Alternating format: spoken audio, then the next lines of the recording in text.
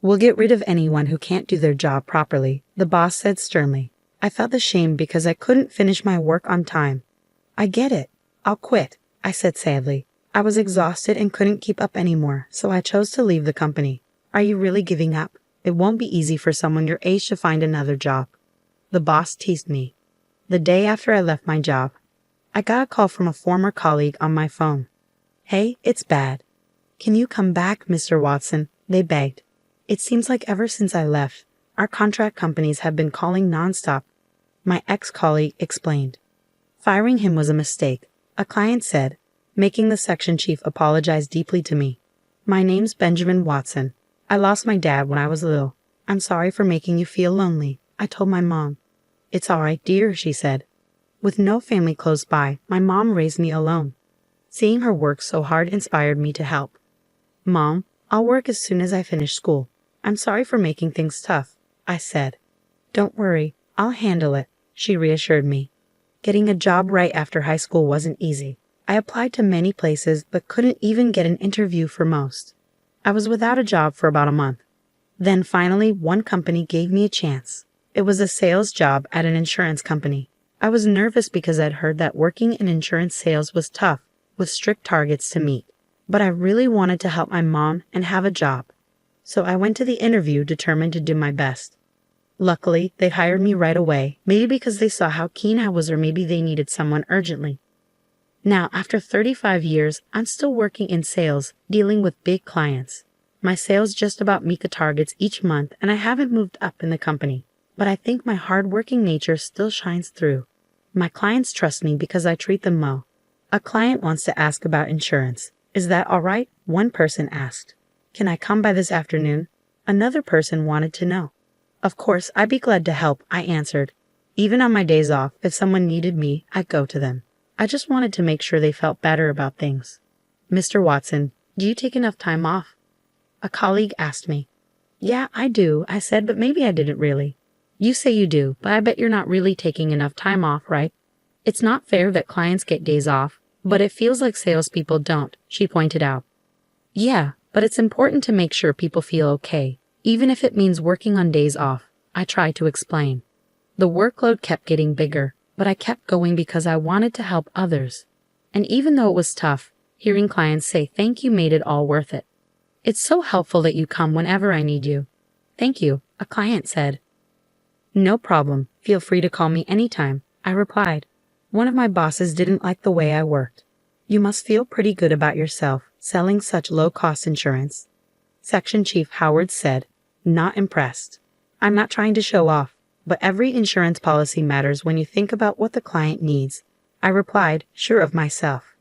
Section Chief Howard was recently transferred from headquarters to our sales department.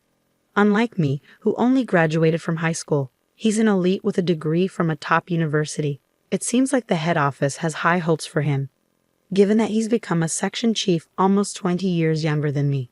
Do you think you're better just because you've been here for over 30 years and still haven't moved up? He fired back. From Section Chief Howard's perspective, it probably seemed like I wasn't up to the task. And honestly, looking at my sales numbers, I couldn't really argue. Since you're part of my team, I need good results from you. My own success depends on it, Section Chief Howard emphasized. It looked like Section Chief Howard was really aiming for a higher position, and he was pushing hard for it. While that ambition isn't a bad thing, I couldn't agree with his approach. Listen, everyone, selling low-cost stuff to small businesses won't make us much money. Aim for the big clients and sell them our top products. Section Chief Howard motivated the young sales team and sent them out. Section Chief Howard's strategy was to sell top-tier insurance to big clients, meaning policies with the highest premiums. I wasn't a fan of this approach. The insurance he promoted covered a wide range of scenarios and was designed to prepare for any situation. But the more comprehensive the coverage, the higher the cost, which I felt wasn't fair. Insurance shouldn't be a daily burden, covering things the client might not even need, I argued. But Section Chief Howard's response was all about creating anxiety in clients and convincing them they needed extensive coverage. He called it a sales skill. But to me, that didn't make sense. I believe in providing insurance tailored to each company's needs, no matter their size, by listening to them carefully. Sure, it takes time, and I end up working late every day, but it's important to make sure they understand what they're getting. Section Chief Howard didn't pay attention to my concerns. Your method is too slow. Sell faster and make more money. Sorry, he said. Despite his apology, I kept doing things my way, even though it meant going against my boss. But I couldn't say for sure that my way was the best. Are you even listening to me? My wife asked one evening. Huh, what did you say? I had been neglecting my family time. Working late every night, I hardly had any time with them. Exhausted from work, I wasn't fully present when I was home. I just wish we could have more time together. I'm sorry, I'm just exhausted from work. I apologized. You really need to rest on your days off. I'm worried about you, my wife said, expressing her concern for my well-being. My wife wasn't happy about how little time we had as a family. Despite working for them, they were feeling neglected. Was this really all right? I kept asking myself that question, and then my way of doing things seemed to reach a dead end. I'm really sorry, I couldn't meet the quota. I apologized to Section Chief Howard as he scolded me. I couldn't meet this month's target, I admitted, feeling desperate. Mr. Watson, do you think you can make up for it next month? Section Chief Howard asked. Well, that depends. The shortfall from this month would just get added to next month's target, and since I'm barely meeting the current quota, the chances of catching up seem very slim, I explained. If you can't, maybe you should think about going part-time, Section Chief Howard suggested. Part-time? Can salesmen even work part-time? I was confused. As I hesitated, Section Chief Howard smirked. If you don't like that idea, then you're fired. I was fired. Fired. Surprisingly, saying it out loud didn't feel as bad as I thought it would. I can't say I'm not a bit sad about losing my job, but haven't I been working hard, sacrificing time with my family? I pondered. Maybe it's a chance to appreciate the time with my loved ones that I've been missing out on. I thought of my wife's face, understanding, and decided to resign. Oh, are you really quitting? It's going to be tough for someone like you to lose their job. Section Chief Howard continued to talk, but I just bowed my head and returned to my seat, reflecting on my time here since high school. I think I'll need to start handing over my responsibilities. I began the process of resigning that day. Unusually, I made it home on time. When I opened the front door, my wife looked surprised to see me. At first, she seemed puzzled, but then she smiled. You're home early today. Dinner isn't ready yet. Can you wait a bit? Oh, thank you, she said. It might have been the first time I really watched my wife cook since we got married.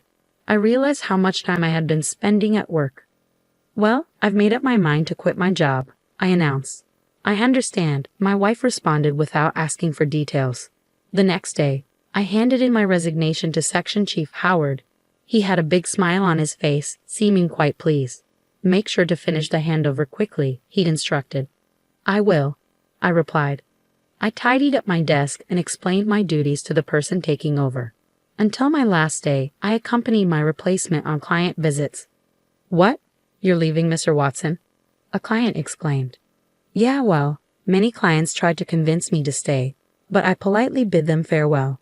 And then, a month later, I left the company. Leaving the company where I had spent so much time was bittersweet, but I felt a weight lifted off my shoulders. Surprisingly, my wife seemed happy despite my unemployment. Aren't you worried now that I'm not working? I asked. Not at all. I was more worried about you overworking yourself and getting sick, my wife replied. She had always been concerned about my well-being. I had been so focused on work that I made her worry. Why worry? You've worked hard all this time. It's okay to take a break now, she reassured me. Thanks for always looking out for me. How about we go on a trip? We have plenty of time now, I suggested. That sounds wonderful. Let's go to a hot spring and relax after all those years of hard work, my wife agreed. My wife was thrilled when I suggested a trip, so the next day we quickly set off on a hot spring getaway.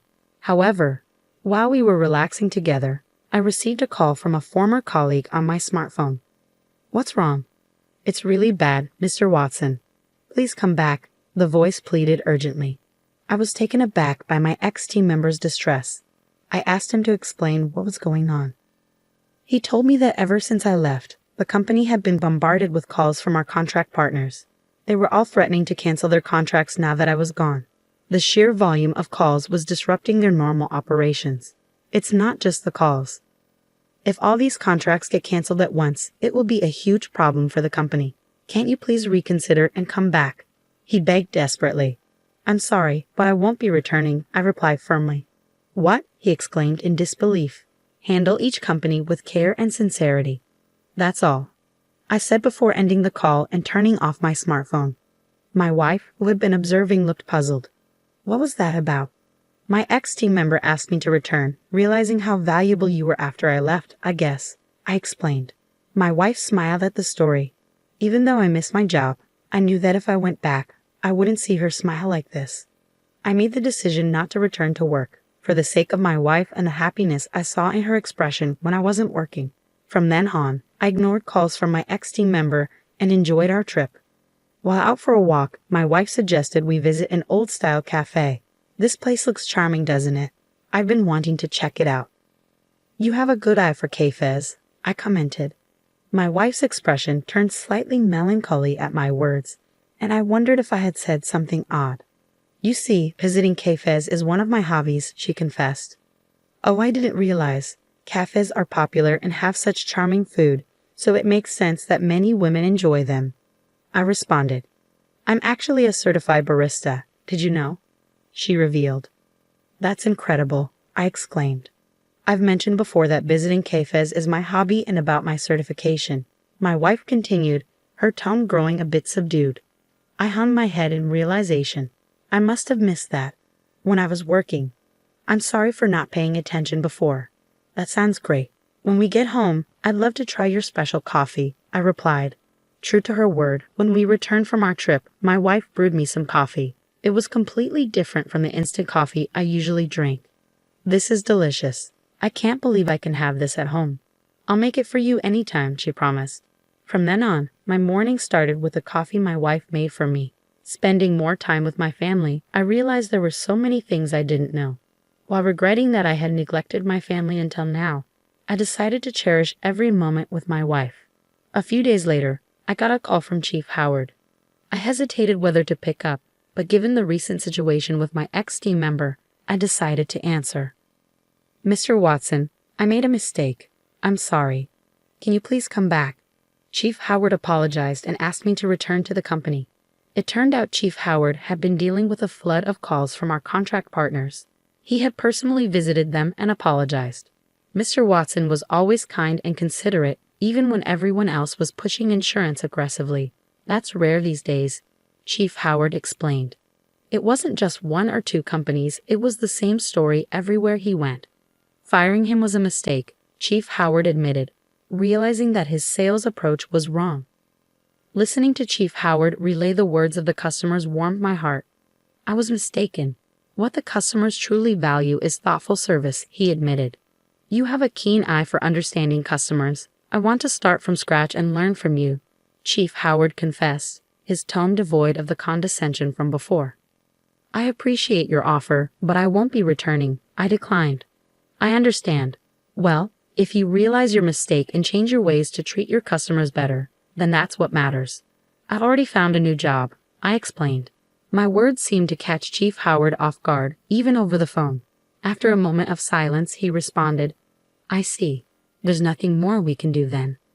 Chief Howard sounded disappointed as he apologized to me and ended the call.